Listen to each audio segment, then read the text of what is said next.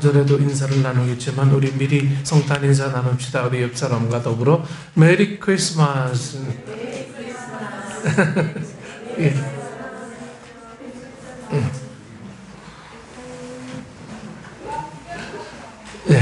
성탄의 마음이 어릴 때처럼 그렇게 막 설레인 것 같진 않아요. 어릴 때는 왜 설레냐 하니까 선물 받느라고 설렌 것 같아요. 교회에서 선물 주고, 이제 어른들이 성탄절 되면 용돈도 주고, 이런 것 때문에 성탄절이 설렜는데, 이제는 성탄의 이 설렘이 다시 오신 주님을 위해서 좀 설렜으면 좋겠습니다. 주님이 우리 마음속에 오셔서 나를 인도해 주시는 그 안전한 삶을 살아가는 그 설레임, 이것이 진정한 기쁨의 삶인 줄 믿습니다. 오늘 기다리는 마음이란 제목으로 우리 함께 은혜를 나눕니다.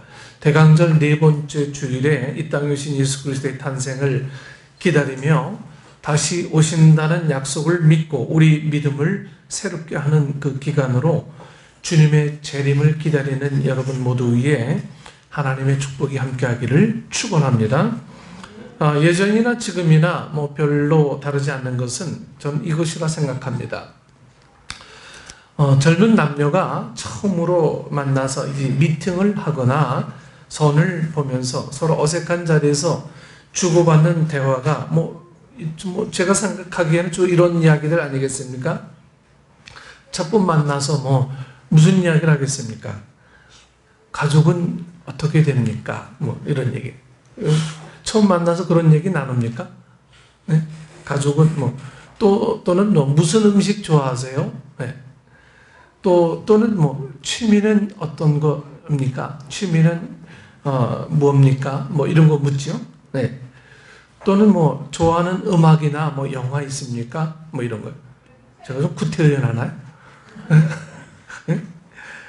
혹은 스포츠를 좀 좋아하십니까? 이런 질문들 아니겠습니까? 저는 예나 지금이나 이 남녀가 미팅할 때 이런 대화들이 주류를 이루지 않겠나 생각합니다. 주로 이런 대화를 하다 보면 나오는 대화 중 하나가 사계절 중 어느 계절을 좋아하십니까? 이런 거죠. 여러분은 어느 계절 좋아하십니까? 네, 정답이네. 사계절 다 좋아하시기 바랍니다. 네. 제가 이제 정말 감명 있게 본 영화 중에 하나가 이게 닥터 지바고입니다. 닥터 지바고. 그 닥터 지바고는 이 도스토옙스키 작품이잖아요. 이 영화를 보면 이 러시아라는 나라가 대충 어떤 나라인가를 짐작할 수 있는데, 이 러시아는 무척이나 넓게 펼쳐진 이 광활한 대지를 가진 나라가 이 바로 러시아잖아요. 그런데 이 러시아는요, 봄과 여름은 아주 짧고, 이 짧은 기간에 이 광활한 대지가 이제 초원으로 변합니다. 그러나 이 계절이 지나면 곧바로 이제 긴 겨울이 시작이 되죠. 그런데 이 러시아의 겨울이 여러분 이 영화에서 봐서 그러나 너무너무 환상적인 거예요. 네. 그 백설이 펼쳐진 그 초원, 이 초원 위에 이제 백설이 덮여있지 않습니까? 너무 환상적인 거예요. 그것은 이 광활한 대지에 온통 눈으로 덮여가지고 아주 대서론을 이루고 있는 거예요. 거기다 눈이 그냥 막 내리는 그런 장면들이 영화에 보면 참 엄청나게 이 러시아의 겨울이 정말 멋들어지게 보이죠. 그리고 영화에 이런 장면이 나옵니다. 이 창밖에는 매서운 눈보라가 몰아치는데, 이 주인공 이 닥터 지바고는 이 난로를 피운 방에서 그래도 추운지 오바 기터를 바로 세우고 이 닥터 지바고의 사랑하는 연인 리라에게 이 사랑의 편지를 쓰는 장면이 나오고요. 또 사랑하는 여인이 그 리라가 이 눈썰매를 타고 떠나는데, 주인공은 이 닥터 지바고는 서리가 긴 창을 통해서 그녀가 떠나는 장면을 안타깝게 바라보는 그 장면, 이거 아마 영화 포스터에도 아마 나와 있을 거예요. 네. 그런데 이 시베리아 대서론에 이 3마리 백마가 그녀의 눈썰매를 끄는 모습이 제 머릿속에 아직도 기억에 남아있습니다. 하얀 말이 이 그녀가 떠나는 이 썰매를 이 세 마리 말이 막 끌고 떠나는 장면이 아직까지 제 머리에 남아있어요. 하나님이신 예수 그리스도가 여러분 우리와 접촉하기 위해서 오신 성탄절이 이제 3일 앞으로 다가왔습니다. 성탄절은 이 사랑의 하나님이 자신을 주신 날로 인류의 가장 큰 선물이 이 주어진 날이죠. 그렇게 여러분과 저희의 이 기독교의 뿌리는 우리나라 계절로 기준합니다.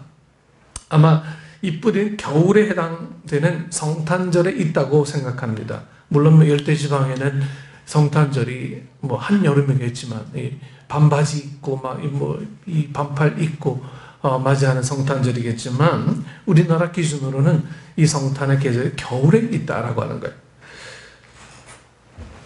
이 윌리엄 말스톤이라고 하는 심리학 박사가 이 3,000명을 대상으로 앙케이트 조사했는데요. 많은 사람이 이 살아가는 목적의 94%가 결국은 기다리는 데 있었다고 했습니다. 기다리는 종류는 각기 다 다를 수가 있어요. 다 다른 기다림인데 우리 사람의 이 94%의 살아가는 목적은 기다림이다라고 하는 이 조사가 있습니다. 여러분은 뭘 기다리십니까? 이 성탄의 계절, 이 겨울, 이 성탄의 계절에 우리가 기다리고 있는 게 뭡니까? 정말 기다림이 여러분들의 삶에 어떠한 목적으로 다가오고 있느냐 하는 거예요. 여러분들도 그렇지 않습니까? 좋은 소식을 기다리고, 사람을 기다리고, 사랑을 기다리고, 또 기회를 기다리고, 아니 좀 더 변화되기를 기다리고, 또 좋은 세월을 우리가 기다리는 거 아니겠어요? 여러분, 기다림이 우리에게 없다면 아마 우리의 인생은 아마 소망 없는 그러한 인생이 될 것 같습니다. 네, 기다림이 없는 것. 여러분, 저도 내년에 이제 아파트를 들어갑니다. 들어갈지 안 들어갈지 모르겠지만 기다려지는 거예요. 네. 이게 우리에게 새로운 보금자리가 주어진다라고 하는 기다림이 참 오늘 하루하루를 되게 좀 어떤 때는 벅차게 만드는 그런 느낌이 막 들어요. 그러면서 이 기다림이 즐거운 거예요. 기다림이란 게 너무너무 즐거운 거예요. 여러분들은 어떤 기다림을 늘 대망하고 있습니까? 우리에게 좋은 소식만 기다리는 그 기다림이 있으면 얼마나 좋겠습니까? 근데 때로 인생이요, 좋은 것만 기다릴 수가 없어요. 때로는 나쁜 것도 우리 앞에 예기치 않게 막 다가오고, 기다리지도 않은 것이 막 우리 앞에 막 다가오고는 합니다. 우리가 이 기다린다라고 하는 것은 하나의 소망이고 희망이고, 그리고 우리가 살아가는 한 줄기 어떤 빛이다라고 하는 거죠. 그 많은 세월을 기다림 속에 살고 있는데, 그럼 왜 이렇게 우리는 기다리는 것일까? 왜 우리는 이렇게 기다리는 것일까? 내 삶이 만족스럽지 못하면 만족스러운 삶을 위해서 기다리고, 내 형편이 여의치 않으면 좋은 형편을 위해서 기다리는 거. 왜 이렇게 우리는 많이 기다리느냐? 그것은 기다린다라고 하는 이 소망이라고 하는 것은요, 현재에 만족하지 못하기 때문에 기다림이 더욱더 소중한 거예요. 여러분, 현재에 늘 만족하면 기다림이 그렇게 막 간절하지는 않을 거죠. 그래서 미래를 향해서 우리는 기다리고 있는 거예요. 미래를 향해서. 그런데 기다리기는 하는데 거기에 합당한 행동이 우리에게 없다면 그 기다림은 막연한 희망상만 되는 겁니다. 막연한 희망상. 어떤 청년이 성경을 보는데 전체적으로 보는 것 없고 한 절씩만 봐요. 성경을 전체적으로 이렇게 봐야 성경이 이렇게 머릿속에서 이 파노라마처럼 이렇게 늘 그려지는데, 성경 보라고 하니까 늘 하루에 하나만 봐요. 한 절만. 그러다 보니까 성경을 아무데나 점치듯이 막 딱 펼쳐보는 거예요. 성경. 한 절. 그러니까 이렇게 막 보는 거예요. 예수님이 가시니라 하면 나도 가야지. 예수님이 주무시니라 하면 나도 자야지. 참 담백한 사람이야. 그러다 어느 날 아침에 일찍 일어나서 성경 딱 펴보니까 마태복음 27장 5절이 딱 보여요. 거기에 뭐라고 되어 있냐면 유다가 은을 성소에 던져놓고 물러가서 스스로 목매어 죽은지라. 형 찝찝한 기분이 들어가지고 이 청년은 아무래도 이 한 절을 더 봐야겠다 싶어서 성경을 딱 펴보니까 누가복음 10장 37절이 나와요. 거기에 뭐라고 되어 있냐면 가서 너도 이와 같이 하라.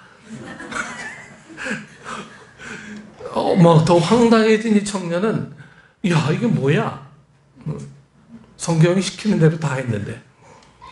그래서 다시 한번 또 성경을 펴봤습니다. 이번에는 요한복음 13장 27절 말씀입니다. 거기에는 이 청년이 완전 충격받을 내용이 있어요.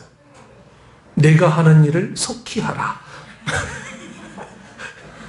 예, 내가 하는 일을 속히 하라. 여러분, 이 사람, 우리 머리 나쁘면 평생 고생합니다. 머리가 나쁘면요. 성경을 좀 이렇게 보라 그러면 좀 봐야지. 어떻게 한 절만 딱 봐요. 한 절만. 네. 그러나 여러분, 우리의 기다림은요, 소망이 되어야 합니다. 소망이. 예. 왜요? 소망이란 기다림은 하나님의 약속이기 때문입니다. 하나님의 약속. 이런 기다림이 오늘 본문에 보면 나오죠. 그들은 오늘 본문에 나오는 시몬과 안나입니다.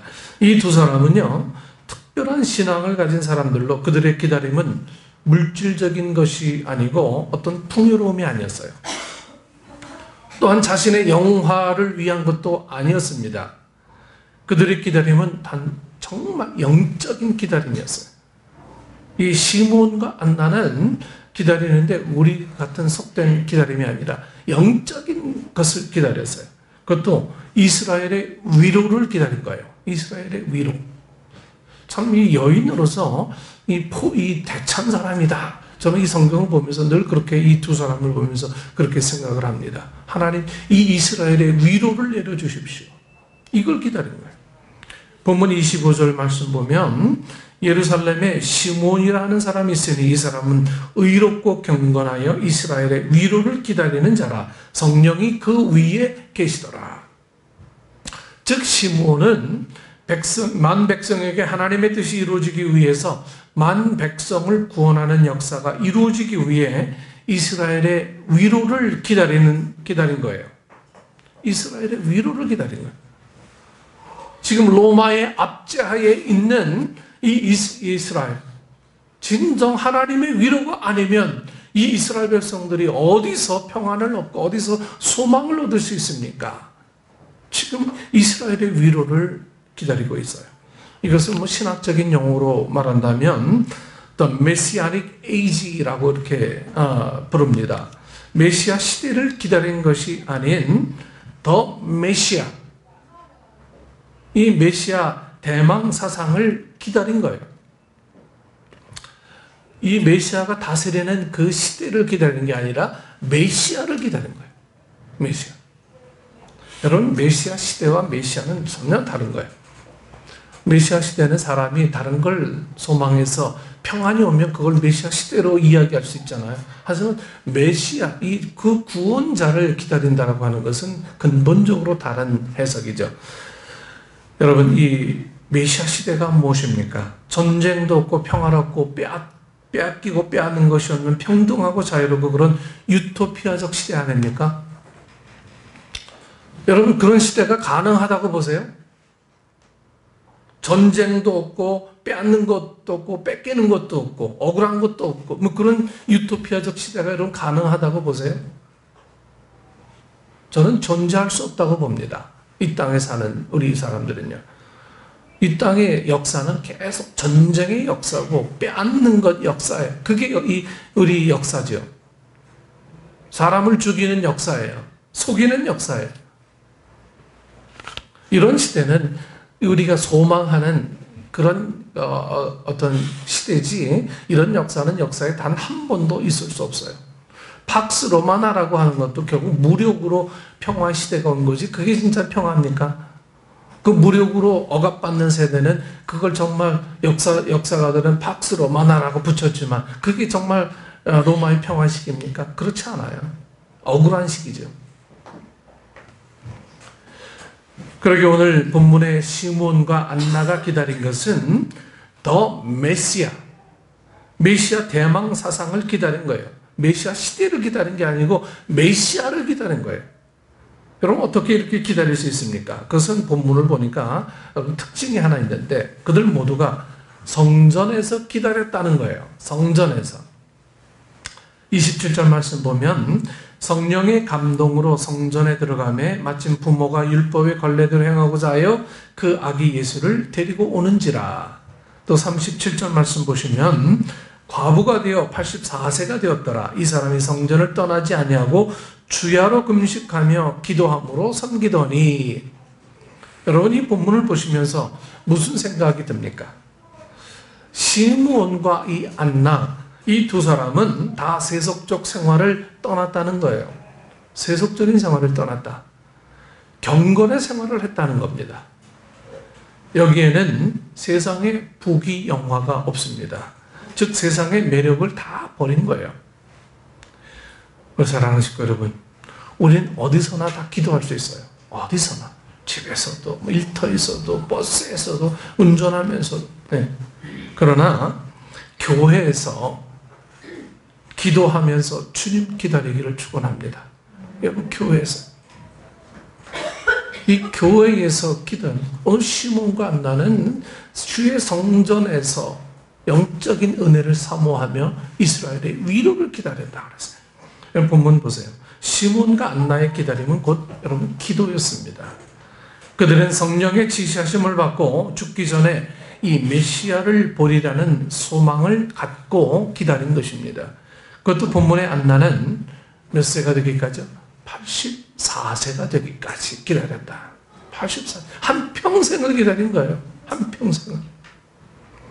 그러기 그들은 응답을 얻게 되죠. 28절에서 30절 말씀 보면 시몬이 아기를 안고 하나님을 찬송하여 이르되 주제여 이제는 말씀하신 대로 종을 평안히 놓아주시는도다. 내 눈이 주의 구원을 보았사오니. 뭐라고요? 이제는 아기 예수를 봤다는 거예요. 아기 예수.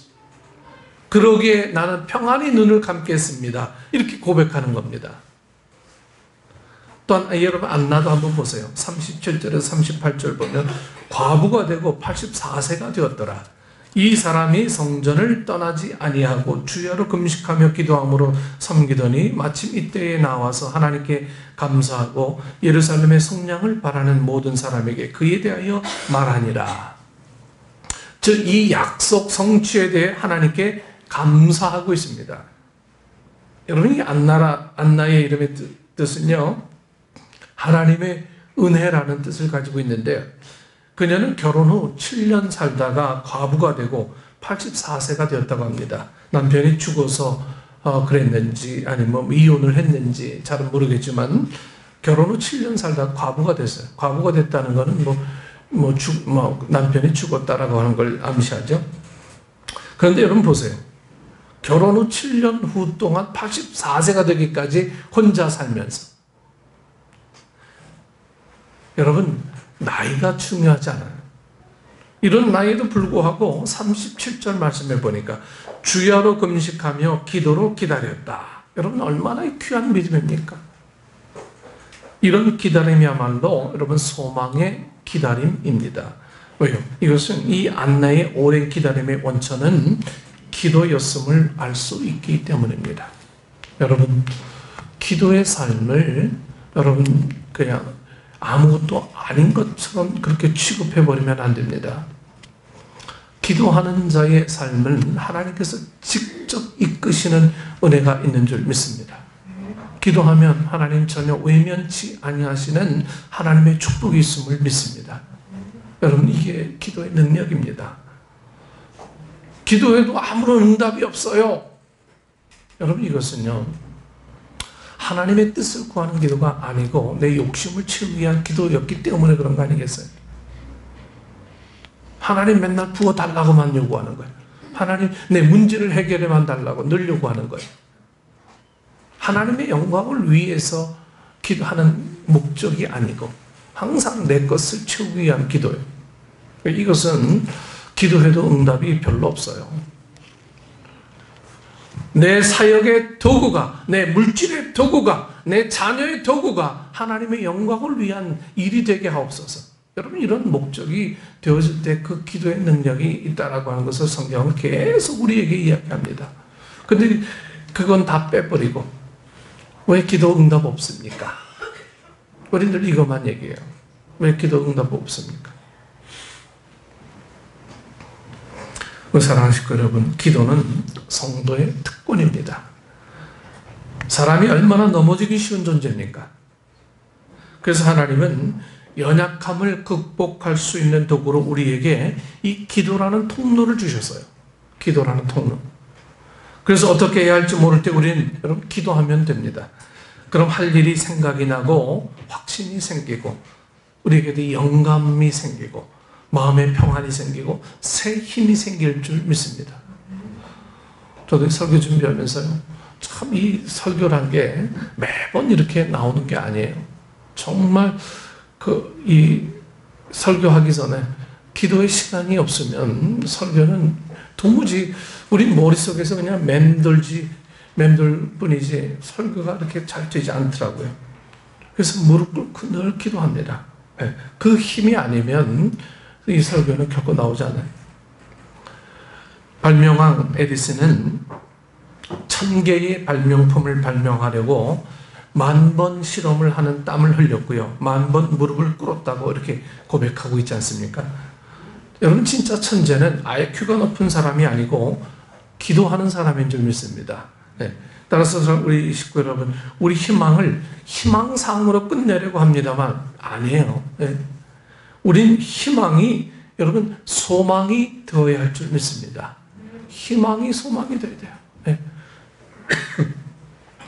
토마스 하디라는 사람이 쓴 단편소설 이 환상의 여인이란 책을 보면 여러분 이런 이야기가 나옵니다. 주인공인 한 부인은 이 작품 중에 이 시를 좋아하고 그 시를 쓴 시인을 연모하게 됐어요. 이 시를 너무너무 좋아하다 보니까 이 시를 쓴 사람을 얼굴도 보지 않은 채 그 사람을 연모하게 됐어요. 근데 시인을 볼 수가 없잖아요. 만날 일도 없고요. 다만 그 시를 너무너무 좋아하다 보니까 시를 자주 읽고 그 시인을 연모하게 된 겁니다.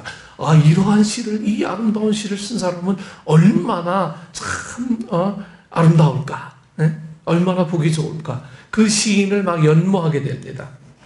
그러다 이 여인이 아기를 낳는데 그 시인과 똑같이 생긴 아이가 태어나서 남편과 오해가 생기고 일이 복잡해지고 막 그래서 이 책의 제목이 환상의 여인이에요. 환상의 여인. 그 시인을 한 번도 보지 않았는데 그 시만 읽고 그 시인을 연모하다가 그 남편과의 관계에서 이제 아기가 낳는데 남편을 안 닮고 그 시인을 닮은 아이가 나왔대요. 여러분, 이렇게 소설에서조차도 생각하고 사모하니까 그런 아기가 태어났는데 우리의 생각, 우리의 기다림은 어떠하느냐 이 말씀입니다. 어느 날 한 학생이 랍비에게 물었습니다. 선생님, 이 선지 학교를 빨리 졸업할 방법이 없습니까? 신학교를 빨리 졸업할 방법이 없습니까? 그러자 이 랍비가 대답합니다. 있긴 있네. 그런데 문제는 자네가 어떤 사람이 되길 원하느냐는 문제이네.